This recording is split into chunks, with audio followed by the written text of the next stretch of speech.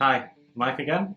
Today I wanted to talk about my 5 tips for making your YouTube video more engaging. So my first tip is to frame your shot, so make sure that you're not too close to the camera, that you're not too far away from the camera, and that you're not moving in and out all the time. So make sure that you're a good distance and you can be looking at the camera as you're recording the video.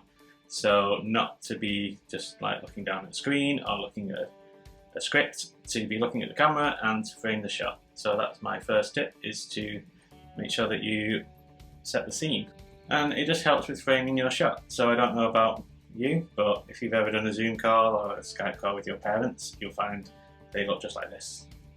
So too close to the camera, squished up together, you might get half of the head of one, half of the head of another. So that's why it's important to make sure you're lit correctly and positioned correctly, as I spoke about in the first tip. My second tip is to make your background interesting. So in my shot, in my very first video, I was just shooting directly in front of a curtain, so there wasn't much to see, much to talk about, but in this shot I've flipped it completely around and now I'm filming in front of my storage units. So there's a few interesting things on there. So there's a couple of plants. So one of them's real and one of them's fake. So have a guess in the comments which one's which. And just a few other things as well. So over here, that's my name in Chinese.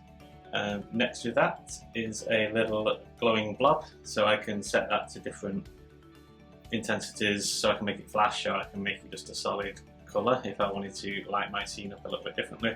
So I could choose to have it in blue. So if I darken the background and do it that way, I could make it a little bit different there. I have a lamp in that corner that I can flick on just to add a bit more extra interest to the shot and maybe a bit of background lighting. So there's a lot of things you can do just to make your background shot a bit more interesting.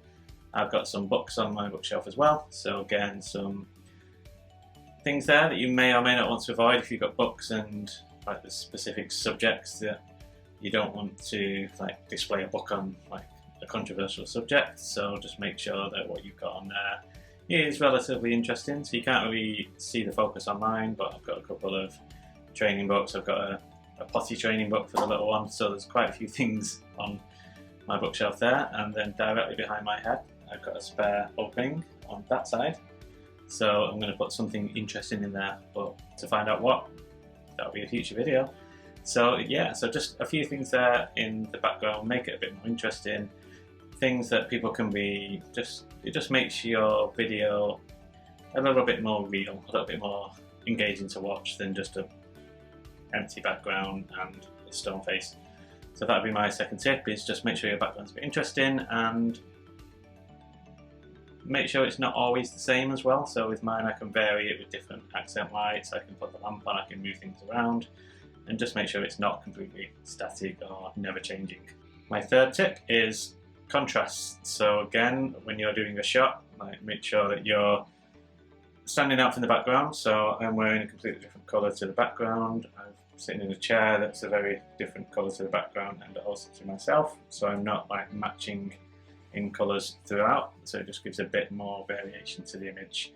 So it's making me stand out in the foreground and I'm not blurring into the background, I'm not blurring into the carpet, into the walls, and just make sure that it makes it a little bit more interesting as well. So, and again, don't have the same outfit in every single video, just add a bit of difference. It's not completely super important, but I find it just adds a bit of interest to the shot. So again, I won't be on a dark background or wearing black because I'll just be a floating head. So it just gives a bit more interest there to the people that are watching the video. My fourth tip is about lighting as well. So similar to the last video I did where I went from the Logitech webcam to the Pixel 6, which I'm shooting off now. And just like how you can have it lit crazily and the video just looks so much more wow, compared to just turning on the camera and recording out the box. So there's a lot of things that the camera phones can do these days, and I'm just recording this straight out of the camera and I'm doing it through a USB-C, so there can be improvements made there, but just straight out of the box it gives a pretty good image, and just make sure that it's lit correctly. So I could make this worse by turning off my key light. So I've got a key light directly ahead. So again, if I turn that off, then the image isn't quite as good.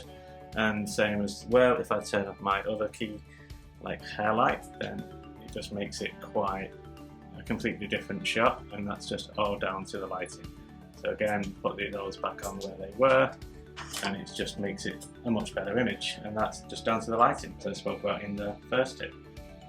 And finally, I would just say in tip number 5 is just experiment. So don't have the same background, maybe you could even have a foreground, so you could sit behind a table, you could have a few interesting things on the table, so like a stack of books that you could talk about, you could have maybe a coffee pot or a teapot with tea bags and be pouring that as you're doing the video, and it just makes it a little bit more interesting that you're not always directly in front of the same scene. So if you don't have the space to vary things, you can get a green screen and you can change virtual backgrounds as well. So there's a number of things you can do. If you've not got the space, you can get into a corner and you can get a green screen behind you, and you can still do engaging videos.